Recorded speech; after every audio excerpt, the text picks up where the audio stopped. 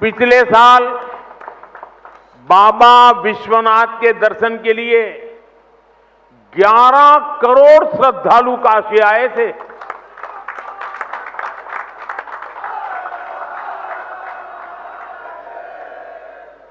अयोध्या में राम मंदिर के निर्माण के बाद 6 करोड़ से ज्यादा लोग रामलला के दर्शन कर चुके हैं। यूपी की अर्थव्यवस्था को इन श्रद्धालुओं ने हजारों करोड़ रुपए का लाभ पहुंचाया है। इन्होंने यूपी के होटलों, व्यापारियों, ट्रांसपोर्ट कंपनियों, स्थानीय कलाकारों, नाव चलाने वालों को निरंतर कमाई का अवसर दिया है। इसके कारण अब बनारस के सैकड़ों नौजवान अब ट्रांसपोर्ट से लेकर बनारसी साड़ियों तक हर एक चीज में नए नए व्यापारों को शुरू कर रहे हैं।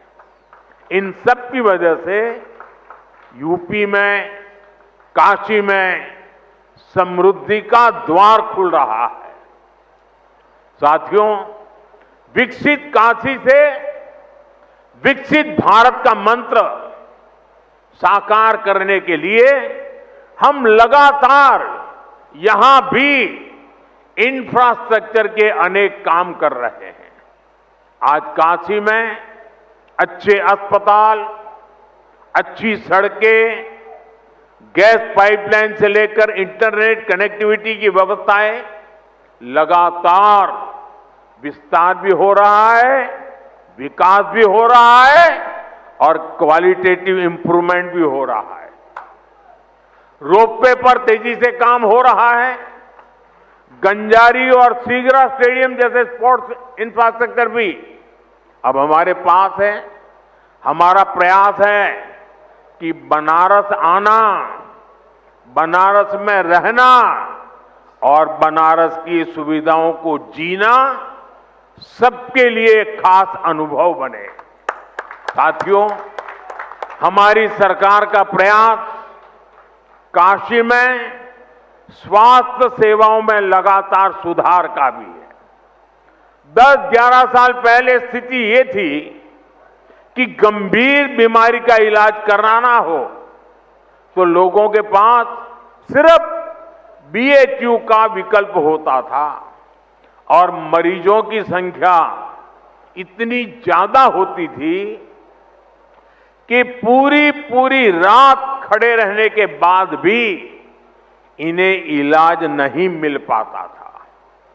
कैंसर जैसी गंभीर बीमारी होने पर इलाज के लिए लोग जमीन और खेत बेचकर मुंबई जाते थे। आज काशी के लोगों की इन सारी चिंताओं को हमारी सरकार ने कम करने का काम किया है। कैंसर के लिए महामना कैंसर अस्पताल, आंख के इलाज के लिए शंकर नेत्रालय, बीएचयू में बना अत्याधुनिक ट्रॉमा सेंटर और शताब्दी चिकित्सालय, पांडेयपुर में बना मंडलीय अस्पताल, ये सारे अस्पताल आज काशी, पूर्वांचल समेत आसपास के राज्यों के लिए भी वरदान बने हैं। इन अस्पतालों में आयुष्मान भारत और जन औषधि केंद्र की वजह से आज गरीबों को, लाखों लोगों के करोड़ों रुपयों की बचत हो पा रही है।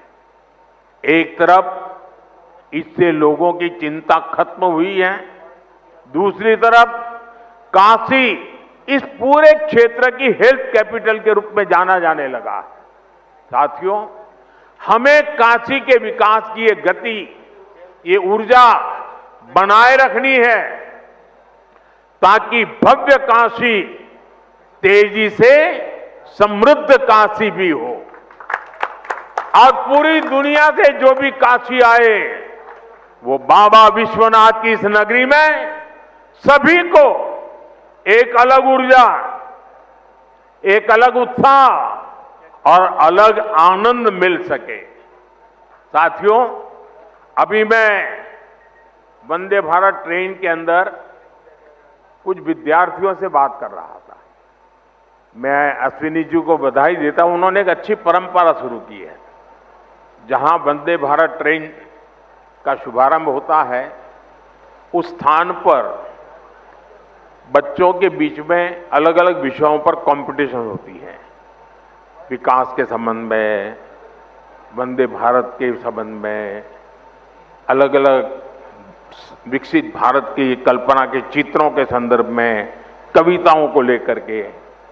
और मैं आज, क्योंकि ज्यादा समय नहीं मिला था बच्चों को, लेकिन 2-4 दिन के भीतर भीतर उनकी जो कल्पकता थी, उन्होंने विकसित काशी के जो चित्र बनाए थे, विकसित भारत के जो चित्र बनाए थे, सुरक्षित भारत के जो चित्र बनाए थे, जो कविताएं सुनने को मिली मुझे, 12-12, 14 साल से बेटे बेटियां इतनी बढ़िया कविताएं सुना रहे थे। काशी के सांसद के नाते मुझे इतना गर्व हुआ कि मेरी काशी में ऐसे होनहार बच्चे हैं। मैं अभी यहां कुछ बच्चों को मिला, एक बच्चे को मिला, उसके तो हाथ की भी तकलीफ है, लेकिन जो चित्र उसने बनाया है, मैं वाकई बहुत ही मेरे लिए प्रसन्नता का विषय है। यानी मैं यहां की स्कूलों के टीचरों को भी हृदय से बहुत बधाई देता हूं कि उन्होंने बच्चों को ये प्रेरणा दी, उनका मार्गदर्शन किया। मैं इन बालकों के माता पिता को भी बधाई देता हूं। जरूर उन्होंने भी कोई न कोई योगदान किया होगा, तब इतना सुंदर कार्यक्रम इन्होंने किया होगा। मेरा तो मन में विचार आया कि एक बार यहां इन बच्चों का कवि सम्मेलन करें और उसमें से 8-10 जो बढ़िया बच्चे हो, उनको देश भर में ले जाए, उनसे कविताएं करवाए। इतना प्रभावी था। मेरे मन को एक काशी के सांसद के नाते आज एक बहुत विशेष, मुझे सुखद अनुभव हुआ। मैं इन बच्चों का हृदय से बहुत बहुत अभिनंदन करता हूं, बधाई कर देता हूं। हर हर महादेव।